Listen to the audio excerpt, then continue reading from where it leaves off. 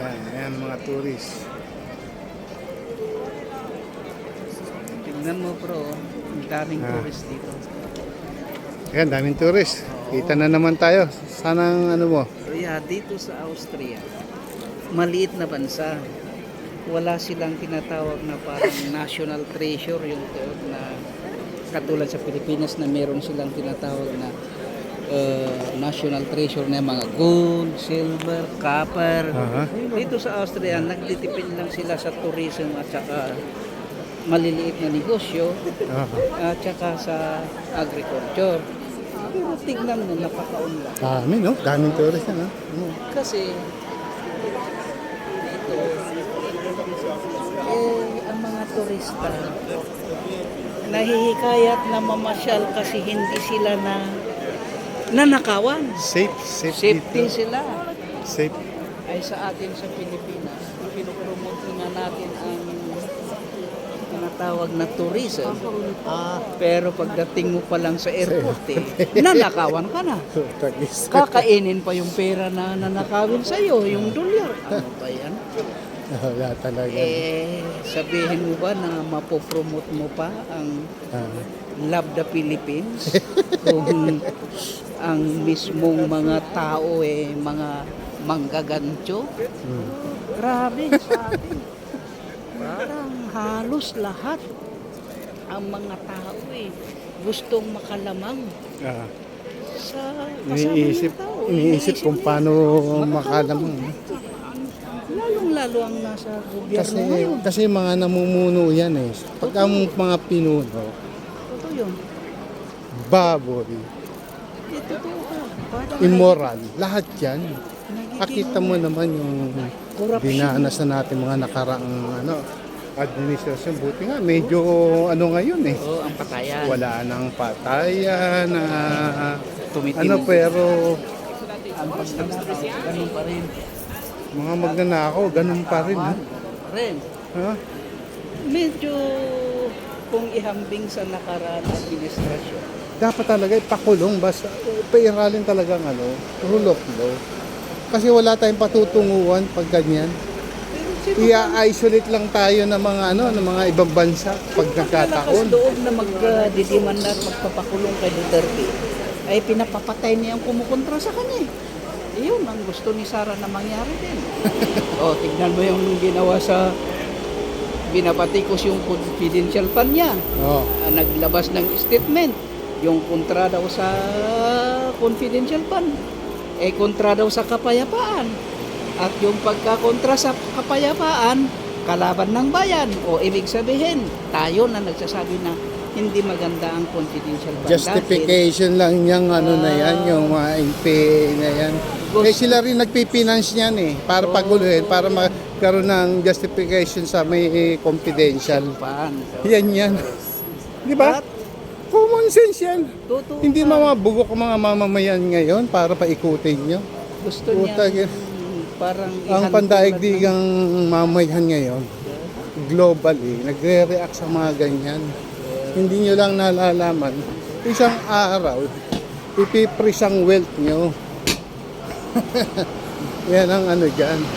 Yan ang order ng world government dyan. Hindi tatagal yan at kami hanggang.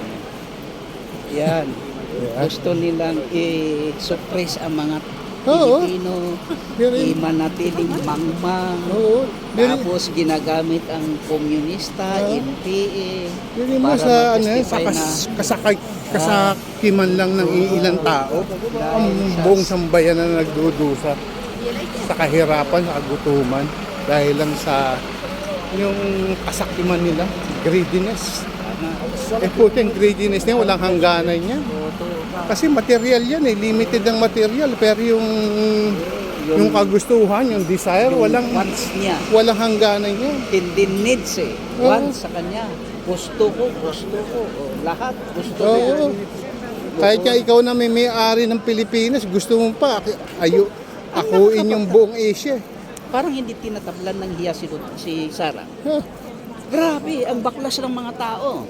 Grabe ang mga pagbabas tungkol sa confidential fund niya. Lalong-lalo doon sa 125 million na ginasta lang na confidential fund within 11 days. Hindi maipaliwanag. Hindi may paliwanag kung saan Eh, napunta. ganun naman, alam mo, Ang ano lang naman, ang tinatanong ng mga taong bayan is paano nagasto at saan niya ginastos. Yun lang naman eh.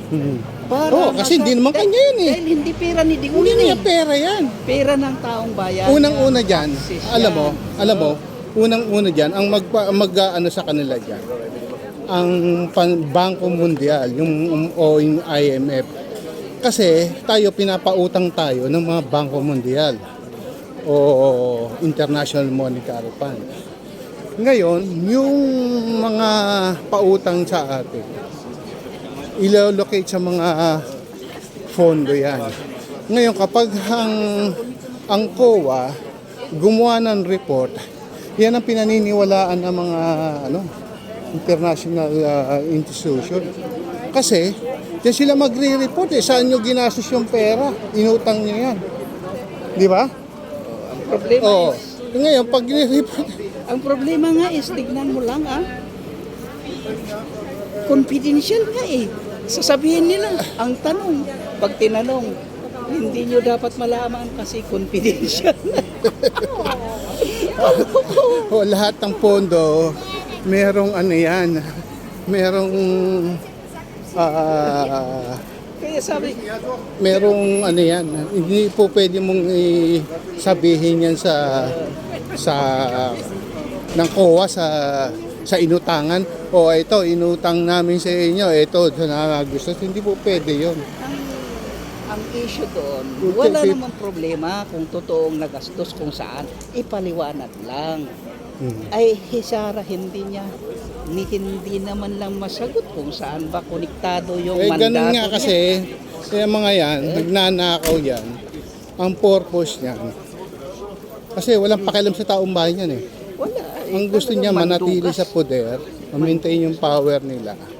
Pahirapan ng taong bayan, takutin dahil nga crude ang mga mind, yung Pareha sila walang sense, yung puro nonsense ang mga takbo ng pag-iisip dahil mangmang Yun ang sinasabi nila sa mangmang kapag nasa Biblia mangmang ngayon nun. brutal yan ang inaano niyan, ng brasuhan yung dadaanin ka sa haras.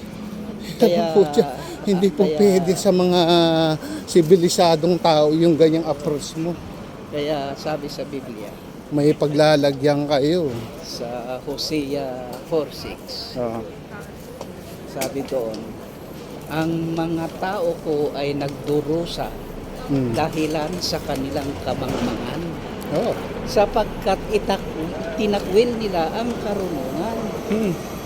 Kaya nga, ito naman ng mga politician sa atin, kung pwede, imamanatili nilang mangmang ang mga tao para hindi makapag-isip ng tama at kung ano man ang sinasabi nila, pinaniniwalaan yung mga tao na mangmang. Kaya nga Para sabi, ma-maintain nila yung power nila ah, sapagkat kung magkaisip ang mga tao ng tama, critical thinking, alam nila ang tama at mali, sabi nilang masama ang magnakaw, sasabihin nila. At masama may reaction lahat yan. ang confidential fund. Bakit confidential fund? Taxes ng taong bayan yan, kukunin mo lang, ibubulsa mo. Hindi mo ipaliwanag kung saan mo ginastos. Pag tinanong, magagalit ka, sasabihin mong mawawala ang respeto mo sa taong nagtatanong. At sasabihin mong Tapos dadaanin sa kung haras. kumukontra ka sa confidential fund, kontra ka sa kapayapaan. Sabi nung yung sinabi mo na tinanong siya ni Di Risa, sabi kung ang dalawang mandato. sabi na raw hindi raw irespeto. Hindi Ano raw- sabi ni Risa? sabi niya, hindi ko hinihingi yung respeto mo. Respeto ang pinag-uusapan.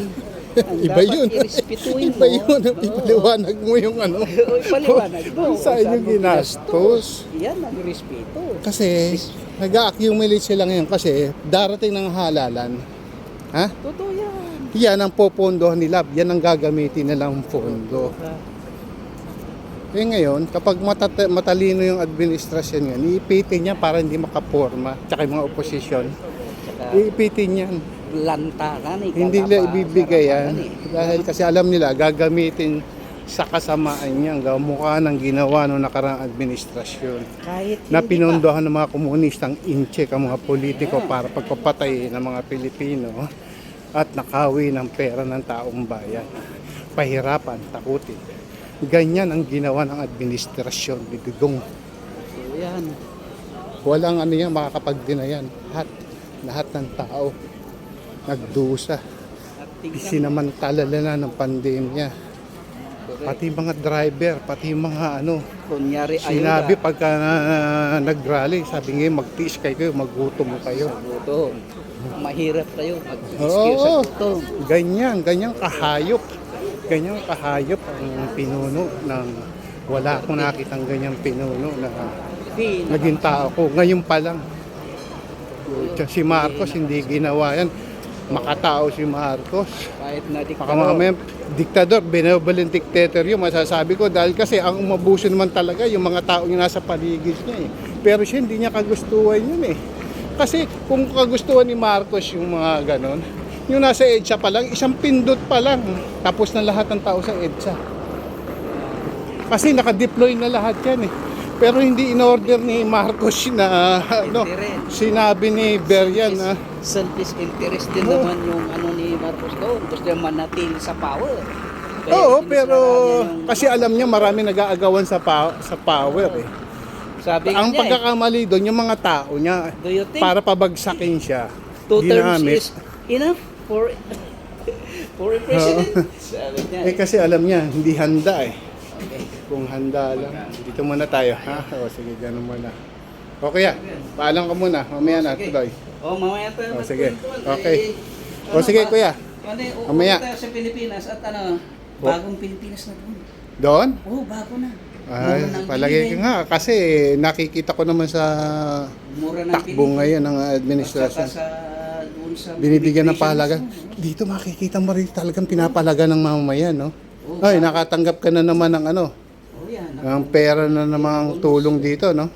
Another 200, 150, tapos kita mo yung mga tao rito, ay yung mga gobyerno dito. Dito. Malaking pagmamalasakit sa taong bayan. Dapat ang gobyerno, kung sinabing Oo, may tulong, mataas ang moral standard nila. meron talaga. Kahit Meron hindi mo sila. i-claim, ipapadala na lang sa bangko. Oo, sa account mo dumarating yung pera. Tingnan mo. Siya pa. Meron na dito. Malinis ang kapaligiran, malinis lahat.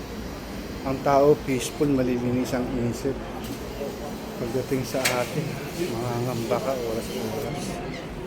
Dahil ang laman, ang takbo ng pag-iisip ng tao ay puro kahayupan. Yan dapat mawala. Tanggalin lahat yung mga baboy na politiko. Demonyo, yung mga sumusuporta sa mga komunistang ideolohiya. O sige, okay, bye-bye.